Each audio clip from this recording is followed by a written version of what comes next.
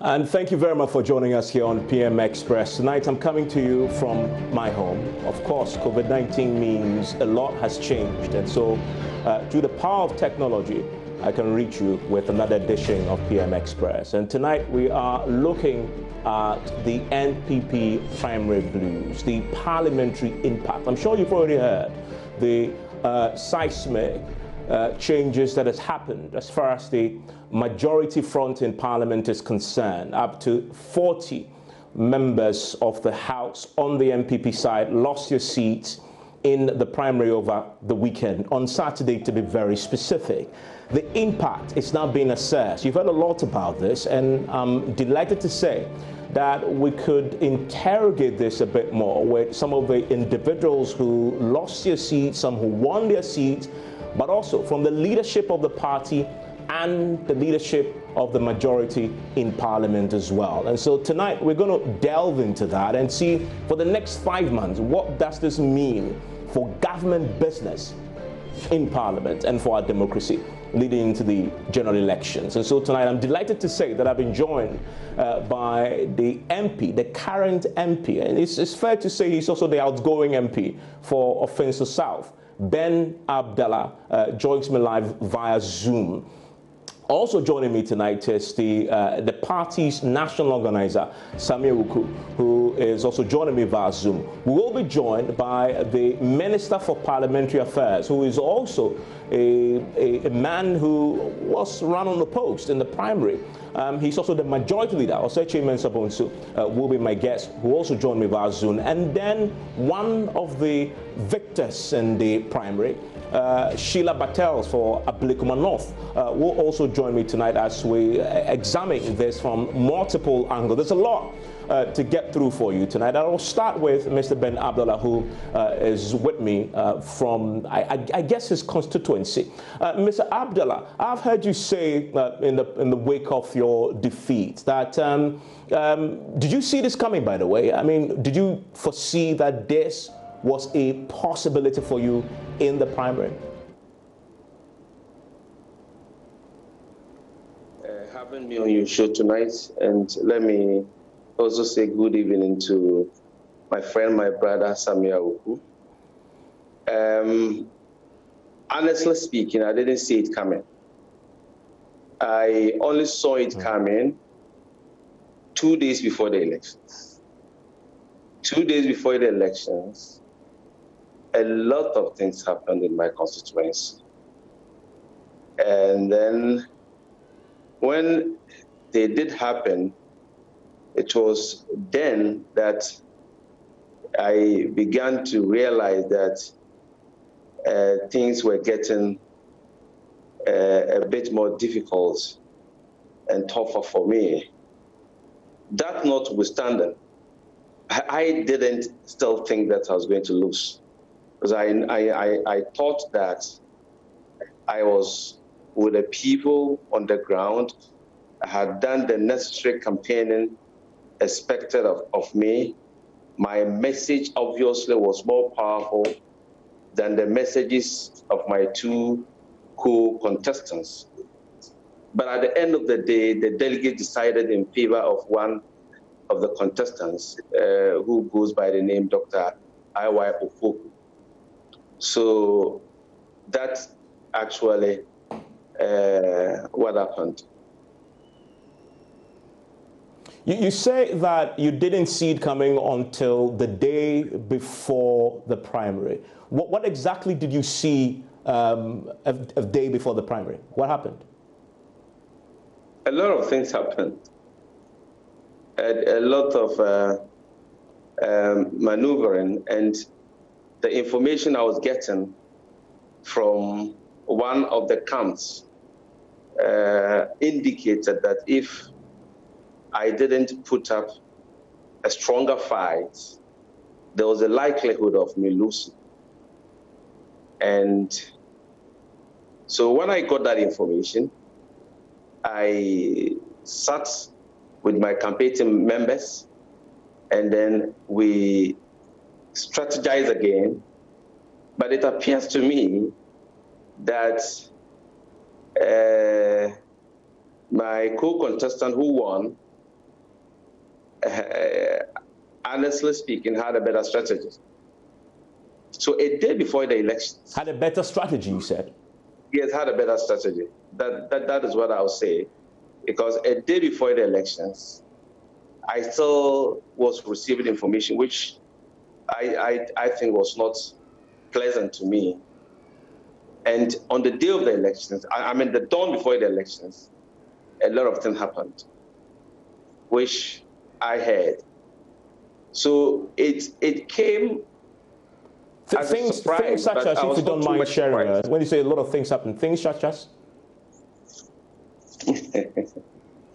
These are things that cannot be disclosed on air. But let me leave it at that by saying that a lot of things happen. But once we belong to the same political party, it's not advisable for me to be saying things which may not be pleasant enough. But the fact of the matter is that one of the co-contestants has won. And I think that is the decision of the delegates. And I believe that I have to respect and abide by the decision of the delegates. Let me ask you though, was the outcome of this poll, the primary, was it fair? Was it won fairly? You know, before the election, before the primary, some group belonging to my co-contestants, if you heard, went to a certain one river offing, and invoked all kinds of curses because they had heard that the party hierarchy had intended to protect me. So I believe that that was the genesis of the defeat, because right from that point, some of the delegates started getting afraid. That is the information that I got. Some of the delegates started getting afraid. They were afraid because they thought that if they were to vote for me, there was the likelihood of they being consumed by the curse, which was invoked. Yeah, you know, that was their belief. And we also heard that a day before the primaries, some cases were also invoked. But as to the details, that will be difficult for me to say it on air. It was a contest. It's interesting you say that. And in your constituency, just to put it in context, those who haven't followed, is that a few days before the primary, some of the people who claim to be members of the party went out, poured libation, and invoked curses. You're saying that some of the delegates feared that they will fall victim to those curses and therefore were afraid to turn out and vote for you, because the curse was explicit that if anybody attempted to manipulate the system for you to win, that person will die, in essence. Rightly so. That is what they said. That is what they said. Stay with me, Mr. Abdallah. And Ben Abdallah, by the way, is one of the few people in Parliament who chairs two committees. He's the chair of the Constitutional Legal Affairs Committee in Parliament, but he's also a chair of the Judiciary Committee. And so this is not somebody who is low down the ladder in Parliament. His experience in that field is quite significant. I want to bring in Sami Wuku. Sami Wuku is a national organizer of the party. Mr. Wuku, you've seen a lot in your day as a politician.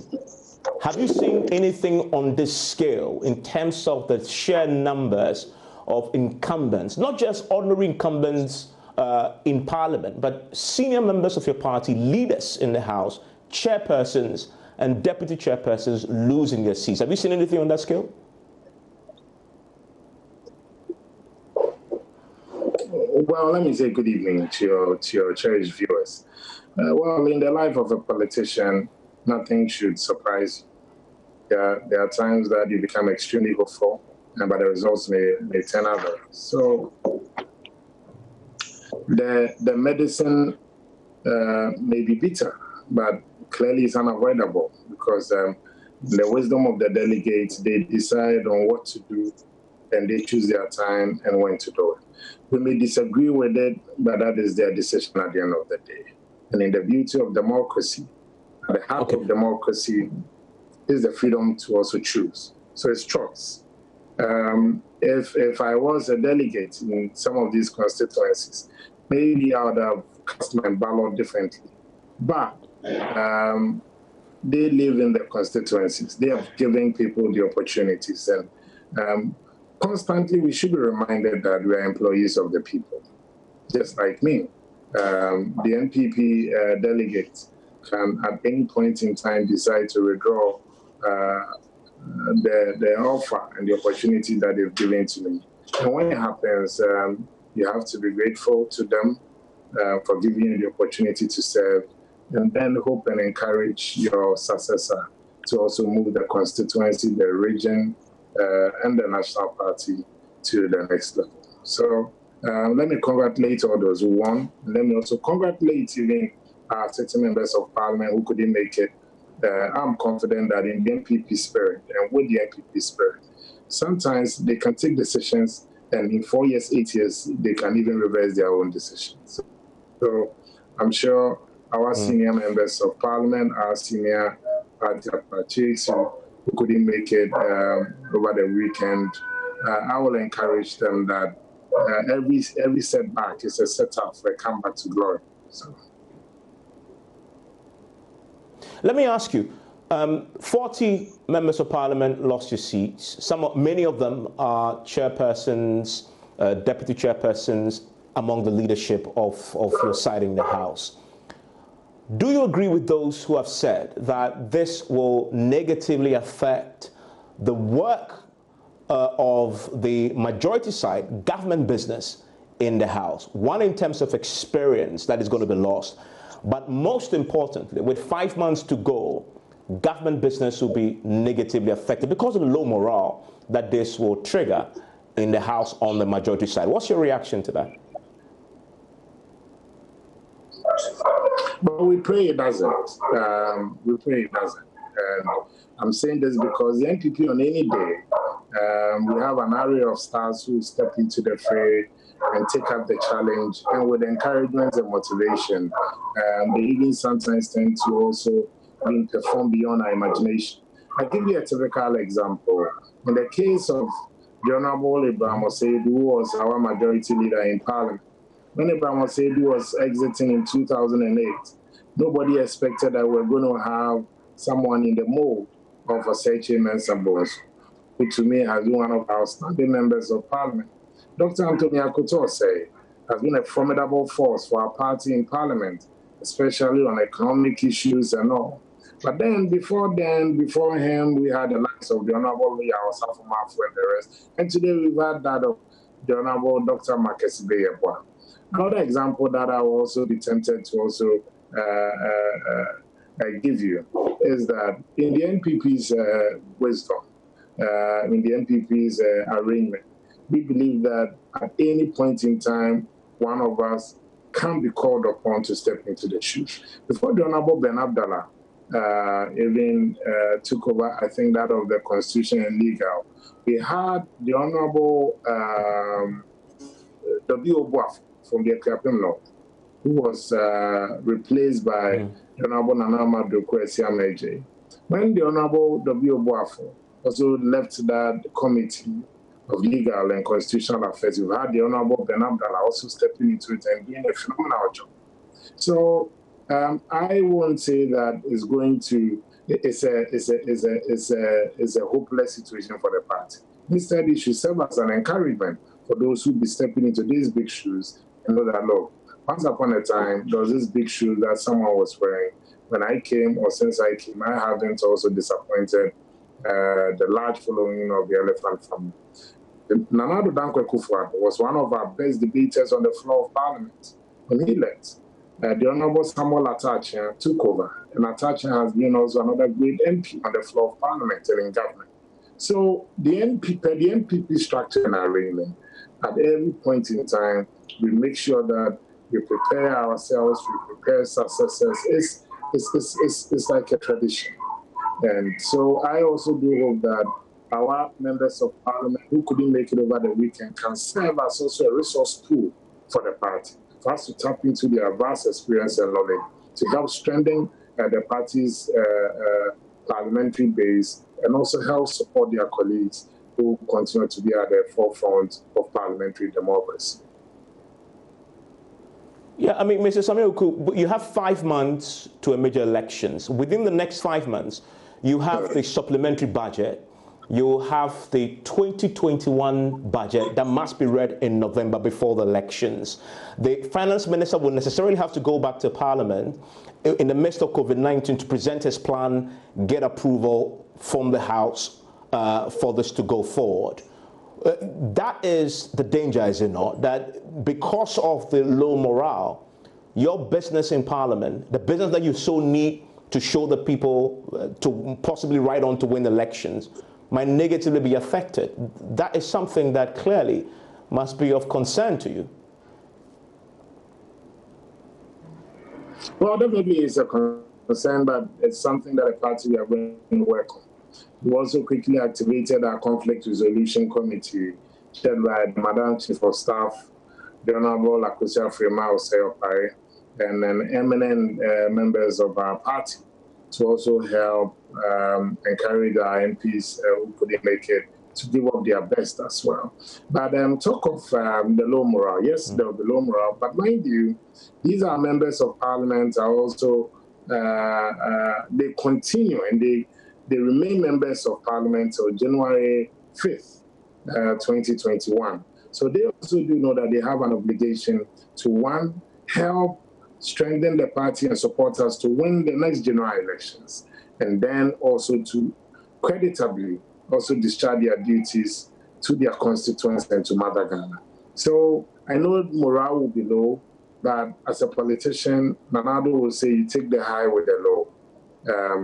It won't always be a victory party. There are times that you need to also taste the coffee side of politics. And in the cycle or in the life of a politician, nothing should surprise you at all. Ms. Abdallah, how is your morale?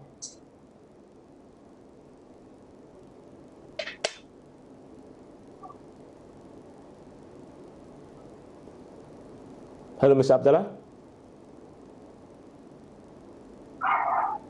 Hello? Yeah, can you hear me? Yes, can you hear me? Yes, my morale is not down at all because I know that before you move into a contest, you should know that a contest is like the fall of a cockroach. Either it falls on its back or it falls on its stomach. What I'm trying to say is that you can either win or lose the contest. So when you win the contest, that doesn't mean that you are the best. And when you lose the contest, that doesn't mean that you are the worst.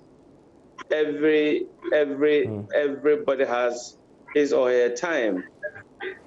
Probably, I have come to the end of the road. And let me also say this. I am very fortunate and privileged to do 3 terms running as a member of Parliament for the Offensive South constituency, which is unprecedented. The first MP in the constituency in 1996 to 2000 did 1 term. The second MP in the constituency did 1.5 terms. In the second year of a second term, unfortunately, he passed on.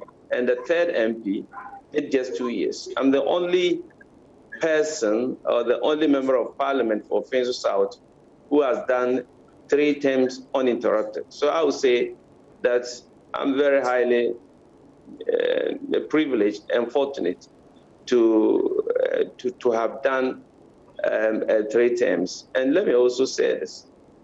We have about 6 months before the 2020 elections. I'm going to give up my best to contribute to the workings of Parliament in order to ensure that victory becomes ours. Victory becomes ours in the 2020 December general elections. And when the results were announced and my co-contestant, Dr. Iwa Opoku, was declared the winner, I immediately called and congratulated him, because I know that contest, it's not win-win all the time. At times you can lose. So when you lose, you take it in your stride. So I called and congratulated him. The following day, I did the same thing. I've made it abundantly clear that I'm ever ready and willing to work with him, because he's a party member who has won. What matters is that we all assist him to be able to win the parliamentary primaries come 2020 elections. So to your question whether my morale is down, my morale is not down at all, because I know it is something that was to be expected. So I'm not surprised.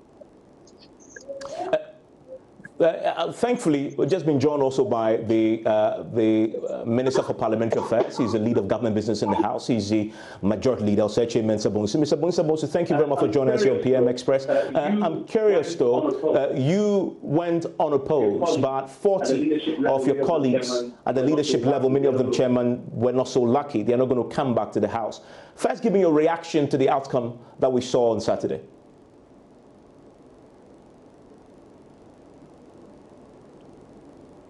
I can hear you. Can you hear me? Yes, I can hear you now. Great. What's your reaction to the outcome? Did you anticipate this? My reaction to the outcome of the elections? Yes, and did you anticipate that 40 of your colleagues, senior members on the House, on the side, on the majority side, will lose the elections? Well, if I heard you right, because there's a terrible feedback, and I'm not getting the question well. But if I heard you well, you're asking what I feel about the outcome of the election, the primaries. Yes. The fact that 40 of your colleagues are not going to come back, leaders. Yes, to be honest, I wasn't expecting so many people to fall by the wayside as has happened. In any elections, you expect some people to win, some others to lose. I was thinking maybe there may be some casualties. And by my own reckoning, I put the number between 10 and 12. So what it turned out to be really was a bit shocking to me, and was really, to be honest, I was pulverized by the outcome of the primaries. But the constituents, the polling station executives are speaking, and their choice must be respected. So that's the reality of the day. There are many serious businesses in the House that will have to transact. Businesses before so many of the very hard-working chairmen. I heard you talk to the chairman of the Constitutional, Legal and Parliamentary Affairs Committee, the Honorable Ben Abdullah, one of the very serious members of Parliament and very diligent members of Parliament. I never envisaged they could survive that fate. But as I said, the constituents have spoken. The Finance Committee chairman. Before the Finance Committee today, we have about 13 serious business that has work on and report to Parliament. We are human and expect that they would have some reason maybe to hold back a bit. I've spoken to quite a number of them. I've had some chats with quite a number of them. Some of them were down, but some are not too much perturbed, and they have assured that they're going to put on the best between now and January 7th, and it will also contribute their quota to the electioneering campaigns in the lead up to the presidential and general elections. So we want to see how things play out, and I'm hoping and trusting that they would know that when one door is shut, as they say, another door may be opened. So let's all pull together. And let me ask you then, I mean, with 5 months to go, I mean, I've asked that of Ben Abdallah, who says his morale is still high, who'll give his best. But you need, as a leader in the House, you are the leader of government business. With 5 months to go, do you expect government business to take a hit between now and December 7th in terms of your ability to deliver it on time and in a way that, of course, will serve the best interests of the government?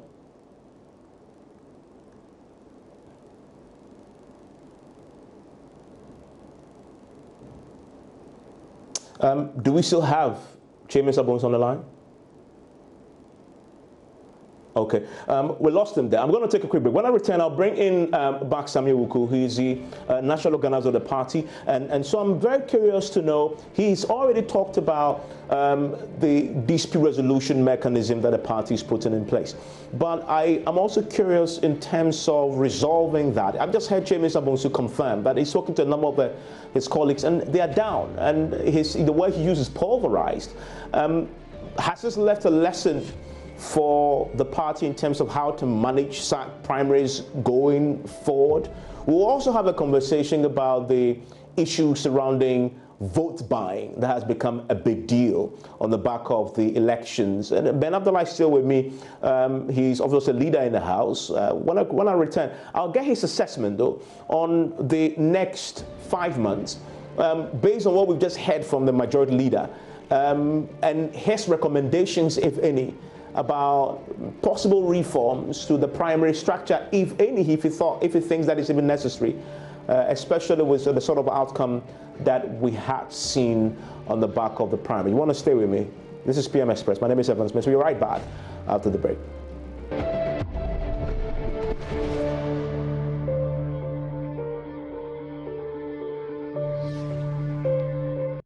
And thank you for staying with me here on PM Express. This is a conversation looking back on the outcome of the NPP primaries, but assessing the impact on Parliament, that great institution of ours, which many say on the back of the outcome for the majority side had put it in turmoil. We had that confirmation, though, just a shot before we went for the break, from the majority leader, who was surprised at the outcome. Pulverized is the word he used, and he's expecting that this will have some form of an impact on the government business in the House going forward, as he still tries to talk to the people who lost, to bring them around to embracing the parties and the government's agenda going forward. I have just also been joined right now by one of the winners in the contest, and she managed to unseat an incumbent in the Ablekuma North constituency. Madam Sheila Battels joins us right now from Ablekuma North. Still with me is Ben Abdallah, who lost his seat, lost the primary in the Offensive South constituency. He's the chair of the Constitutional Legal Affairs Committee. And Samuel Wuku is the national organizer of the NPP. Mr. Wuku, so you heard just before we went for the break, your leader in Parliament, the Minister for Parliamentary Affairs, leads government business, say that he expects this to have an impact. You talked about the dispute resolution mechanism, but I wonder whether the party is reaching out to those who've lost in Parliament, and what that looks like in terms of getting them to still be committed to the cause for the next 5 months? Because this is where you need them the most. Is the party considering that? And has talks begun already on this? Well, the elections were just conducted on Saturday, and I can tell you that we've started in some of the regions. I can confidently tell you that the northern region started on Sunday, where the regional party met some of the aspirants who lost out in the primaries and those who won. So the reconciliation, the healing process, we've started with, and we hope that it's something that is also going to be replicated across the country. It's part of our strategy to ensure that we get everyone on board to rally around the elephant family, the symbol, and the party's colors for us to go into battle again. And we are all in this enterprise together. We are all in this boat together. It's the NPP's boat, where all of us, whether winners or losers, we are part of it. And today, it might not be us, but tomorrow might be us. So how you also distinguish yourself, even after an unexpected result, will also play a key role in how the party will also view you going forward. And if you're also lucky, the party can also push for some recommendations for you, for it to also be placed somewhere in the NPP government. So, yes, as I keep saying... That is important, that is important, if you may, Mr. Wuku. So the negotiations, and I guess this happens in politics, already going on about, don't throw in the towel yet, you still have a place in this party, but most importantly, if we win, we might give you a place in our government to serve. It is possible. It's part of the language. It's part of the discussions we're having. And that's what I'm saying, that we are all in this together. And it's one big family. And definitely the party will also recognize your sacrifices, your hard work, your contribution, and how you never turn your back on the NPP when we needed you most. So I want this to serve as a major encouragement for our people and for our members of parliament, our gallant members of parliament who have held the fort for the party, dealing with that true thick and thin. If today the pronouncement of the delegate or the verdict of the delegate wasn't favorable, it doesn't mean that you should throw in the towel. This same delegate, I know aspirants who lost 4 years ago to the same MPs. 4 years down the line, these delegates have taken a different decision to also support another person. And if we carry ourselves well, I also do know people who exited, they've come back for their seats as well. So politics is, in politics, you don't say never. Because the moment you use never, a time will come, the end will disappear and it will be ever. So you are encouraged at every point in time that, look, see the bigger picture. Let's have a look at the bigger picture. And then let's play our roles. And I'm confident that this thing will end well.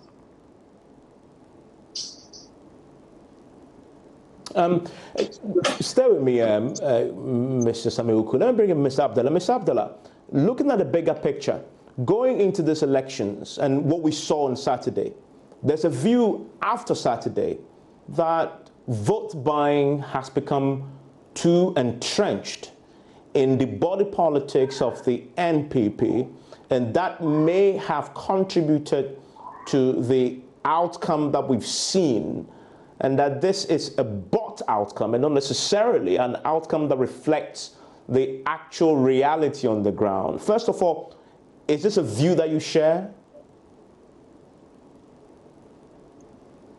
I have heard a lot of people talk about that, and it appears to be a perception. But do we really have evidence to that effect?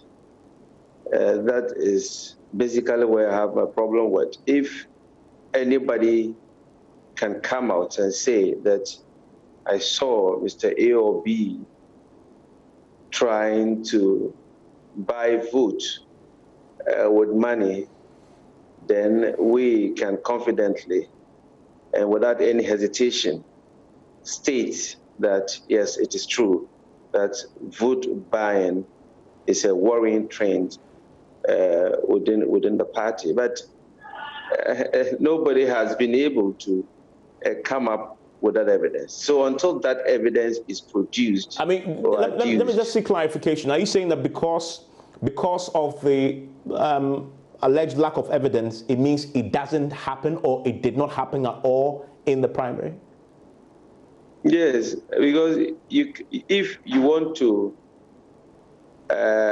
say anything with certainty, then you must back it up with evidence. If you don't have the evidence, how do you then prove it and say it categorically that it did happen? That is where I have my problem with. People have been saying it, and it's not anything peculiar to the NPP that people have been talking about. It is something that is said about all the political parties in this country. But with respect to my party, which is the NPP, I want somebody to come up with evidence to the effect that in the just ended primaries or parliamentary primaries, he or she saw Mr. A or B vote by with money. To that extent, then I think that his case or his story will be credible or believable. In the absence of that, it will be difficult for me to assert that it is true that it exists. I mean, away from that, you say it's a perception, but let me ask you, this primary must have cost you some money, I mean something, because you have campaigning is not easy. How much did it cost you to prosecute this campaign? It will be difficult for me to say with exactitude how much money it cost me, but I did some campaigning, and obviously prior to the elections, you had to go around with your campaign team members and speak to the delegates. You have to go buy cars, you have to buy fuel, you have to buy food for campaign team members. You have to talk to delegates at times when the need arose for you to bus delegates to a convenient place for you to talk to them. You really have to give them TNT. I mean, these are things that are related to campaigning, which are unavoidable. But that doesn't amount to vote buying, because if you transport a delegate from where he or she is to a different place, the delegate will still have to incur some transportation cost, which you have to reimburse him with some money, and that to me is not vote buying.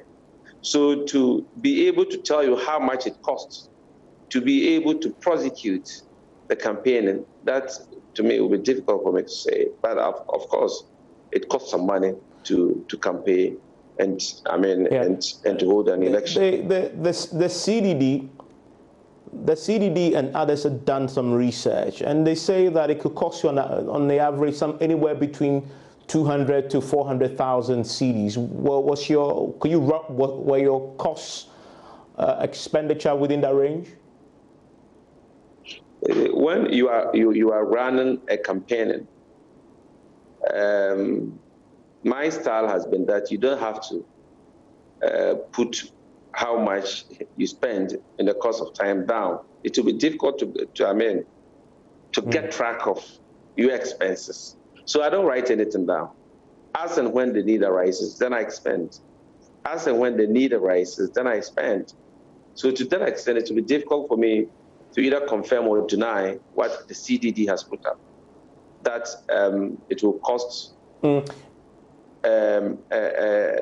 person who is running an election an average of 200 to 400,000 Ghana cedis to successfully prosecute. I mean, an election. And you say categorically that you didn't give any amount to any delegate, because I know they asked, some of them demand. You never gave any amount to any delegate for the purposes of trying to get them to, I guess, look at you favorably. That will be bribery and corruption. Is that not bribery and corruption? That is bribery. And you don't need to bribe in order to win a vote. If you think that you are formidable on the ground and that the people or the delegates like you, then sell your message to them and let them buy your message. And let them buy your message. If they do buy your message, they'll vote for you.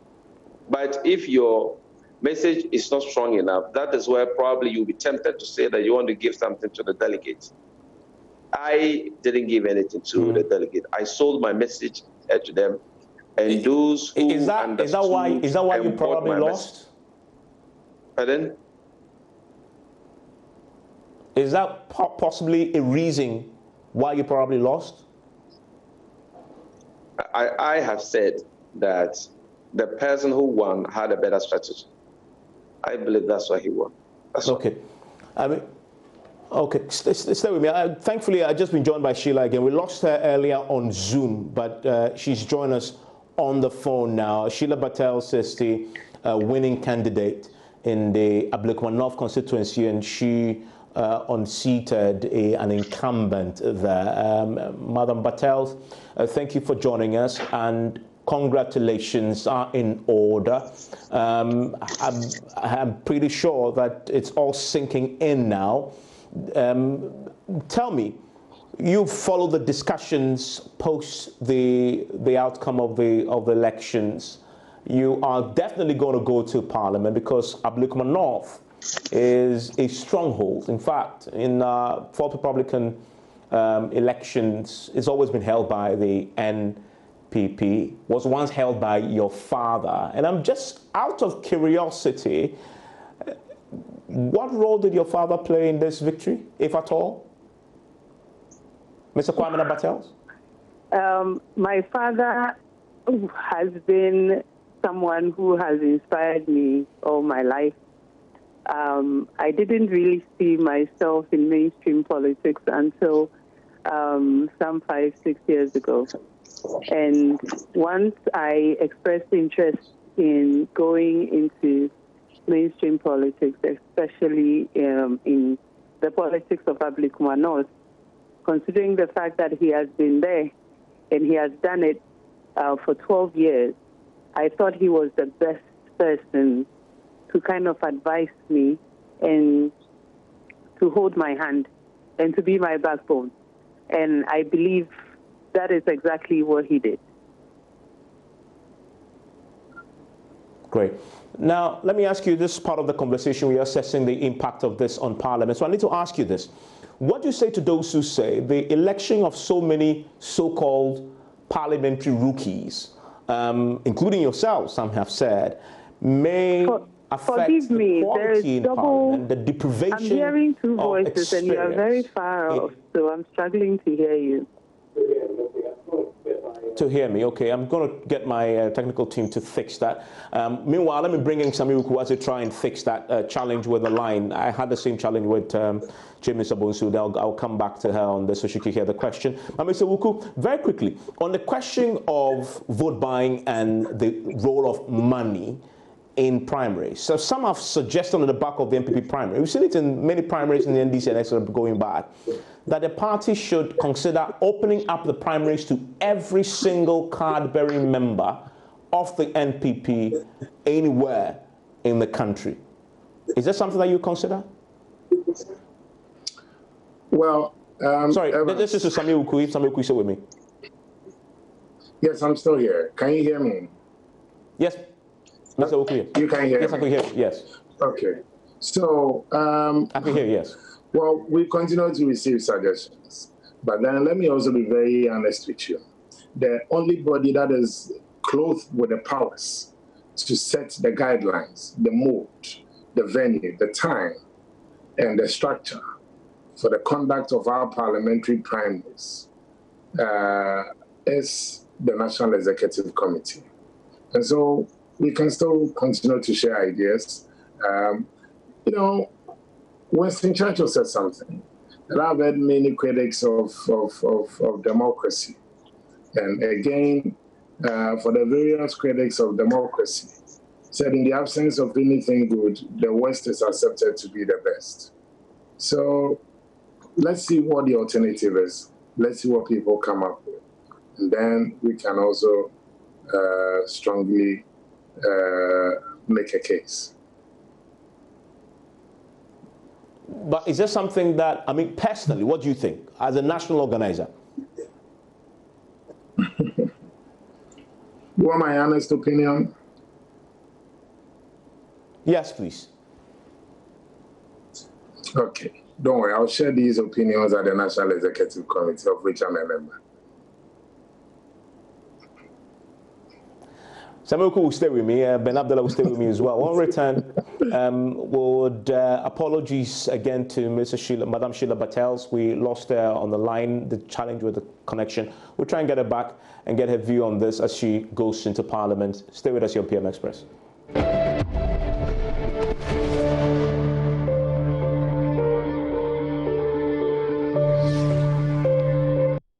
And thank you very much for staying with us here on PM Express. My name is Evans Mensah. I still have with me Samuel Wuku, who's the national organizer of the NPP, and Ben Abdallah, who is a defeated candidate in the Offensive South constituency. Earlier, apologies, we lost Madam Sheila Battels, who won the primary in the Ablekuma North constituency. Bad connection to her. Mr. Wuku, let me ask you this very briefly. In the Asante Achim constituency, the parliamentary elections went ahead despite an injunction that was placed on it there. I mean, I wonder, did the party endorse the primaries to go ahead in spite of the injunction in the Asante Achim North constituency? Well, we'll be taking the report from the various regions by end of week, and the party will come out with this position on the Asante Achim North constituency. As I speak to the General Secretary is in the Ashanti region. Okay, so and, so the party did not endorse the going ahead of the primary there? Come again?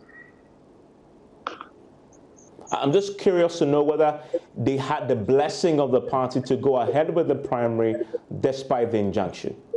The party had given the go-ahead for primaries to be conducted in all the 101 constituencies where we were expected to have primaries. And that included the Asante Achim North constituency. And this was before we all left Accra for our various destinations. And so, if for any reason or the other, because my understanding was that the National Party had or an injunction also. But then the National Party, you also have to serve the regional party, talking about that, because they are also an interested party. So as I said, we're waiting for the report. Because if the regional party was not served, then they also wouldn't know that there was any suit binding them. But let's not even be speculative on these matters. Once the party receives a report from all the regions across the country, we can then sit down and take a decision on the Asante Achim. Okay. Mr. Ben Abdallah, so 2021, you'll no longer be in Parliament. What does the future hold for you?